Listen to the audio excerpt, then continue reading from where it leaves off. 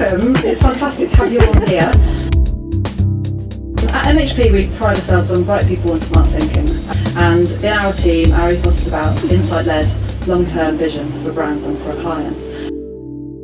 We are going to face some quite serious constraints. The critical one is probably going to be around resources, and I wouldn't be at all surprised if we see water labelling on all consumer products pretty shortly. It says here 50% of people that have ever reached the age of 65 throughout human history are still alive.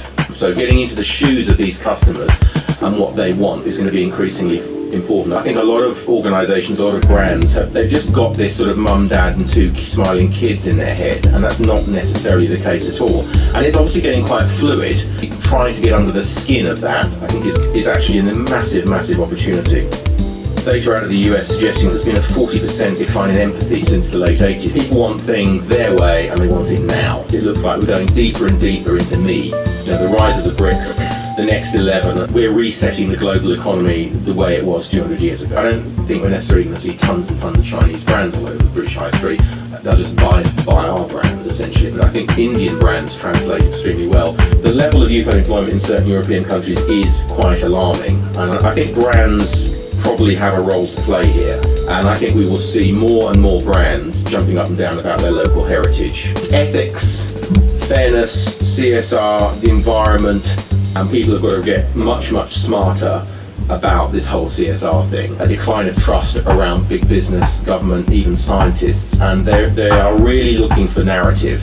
You know, what is the story behind this person, this business, this brand? We are suffering from too much information, which to some extent is fueling anxiety, and too much choice. I mean, one of the things about brands is, you know, they are trusted and they're trying to make life easier.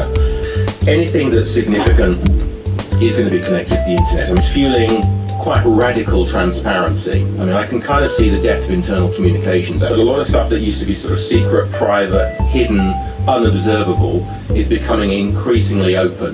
The level of change is going to be greater than the last 10 years because we're seeing exponentials in computing, genetics, robotics, internet, nanotechnology, artificial intelligence, and synthetic biology. We're on the cusp of some really interesting stuff. It's useful to have an open and agile mindset about what the future might look like. Reject the idea that there is a future, there are multiple futures. I'm trying to help people avoid getting it 100% wrong. And it generally is a few people having a vision of a future they want to see and going out there and building it and creating a story that's very compelling so that people go on that journey with them.